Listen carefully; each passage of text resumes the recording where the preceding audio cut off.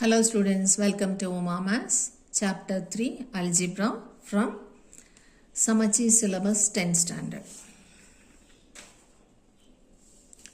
Exercise 3.6 la question number 7 பார்க்கிறோம். 7th question. Pari needs 4 hours to complete a work. His friend Yuvan needs 6 hours to complete the same work. How long will it take to complete if they work together?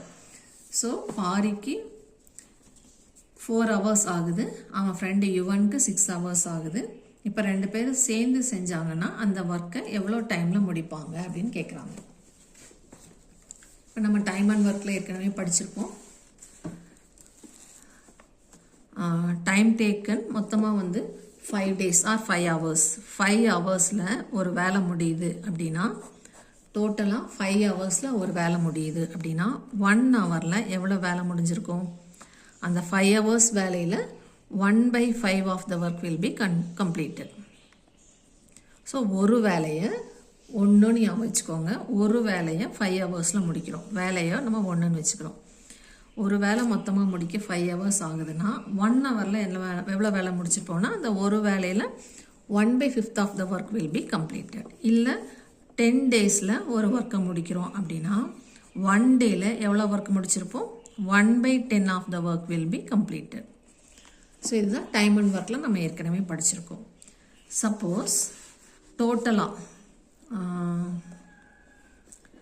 1 hourல 7/15 of the work is completed அப்படின்னா சரியா? 1 hourல 7/15 of the work is completed அப்படின்னா மொத்த work complete ஆகிறதுக்கு எவ்வளோ hours ஆகும்? அதாவது 1 work. இந்த 7/15 of work மட்டும்தான் இப்போ கம்ப்ளீட் ஆயிருக்கு. 15 பார்ட்ஸில் 7 பார்ட்ஸ் ஆஃப் த ஒர்க் தான் கம்ப்ளீட் ஆயிருக்கு 1 hourல. அப்போது மொத்தமான வேலை எவ்வளோ ஹவர்ஸில் கம்ப்ளீட் ஆகும்னா இங்கே 1 hour இன்ட்டு 1 மாதிரி வச்சுக்கோங்க. 1 மட்டும் இங்கே வச்சுருக்கோம். அப்போ இந்த 7/15 இங்கே போகும். அப்போ 1 divided by 7/15 that is reciprocal of this number. 7/15ஓட reciprocal 15/7 அவ்வளோ ஹவர்ஸ் ஆகும் அந்த ஒர்க்கு ஃபுல்லாக முடிக்கிறதுக்கு. ஸோ இந்த ரெசிப்ரோக்கல் எல்லாம் புரிஞ்சுதுன்னா இந்த சம் ஈஸியாக புரியும். இப்போது என்ன கொடுத்துருக்காங்க? Time taken by Pari. பாரிக்கு மொத்தமாக 4 hours தேவைப்படுது. அந்த முழுசாக வேலையை முடிக்கிறதுக்கு 4 hours தேவைப்படுது அப்படின்னா work done by Pari in 1 hour will be 1/4 of the work. அந்த 4 hours ஒர்க்கில் ஒரு பார்ட் முடிஞ்சிருக்கும். 1 hourோட வேலை முடிஞ்சிருக்குன்னா 1/4 of the work will be completed.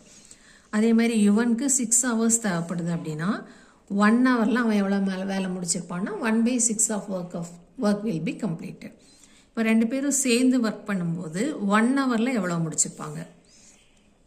இவன் 1/4 ஆஃப் த ஒர்க் முடிச்சிருப்பான், இவன் 1/6 ஆஃப் த ஒர்க் முடிச்சிருப்பான். ஸோ ரெண்டு பேரும் சேர்ந்து அப்படின்னா ரெண்டையும் ப்ளஸ் பண்ணுறோம். 4க்கும் 6க்கும் LCM 12. இங்கே 12 வரணும்னா இன்ட்டு 3, ஸோ 1 into 3. இங்கே 12 வரணும்னா into 2, so 1 into 2. So 3 + 2 5 divided by 12. So ரெண்டு பேரும் சேர்ந்து 1 hourல 12 பார்ட்ஸில் 5 பார்ட்ஸ் ஆஃப் த ஒர்க்கை கம்ப்ளீட் பண்ணியிருப்பாங்க. ஸோ மொத்த ஒர்க்கை 12 பார்ட்ஸாக பிரிச்சிருக்காங்க.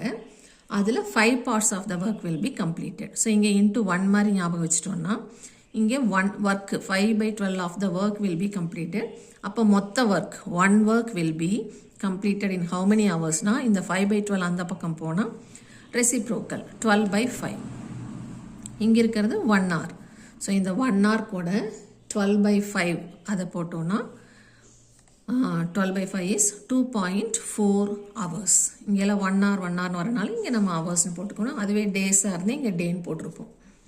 ஸோ ரெண்டு பேர் சேர்ந்து 5/12 ஆஃப் த ஒர்க்கை கம்ப்ளீட் பண்ணுறாங்க 1 hourல.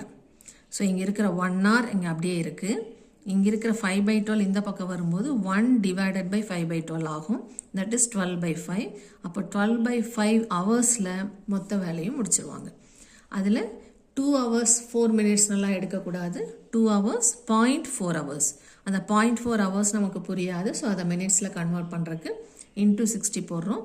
அப்போ 4 6 are 24.0. அப்போது 2 hours and 24 minutes will be taken to complete the work.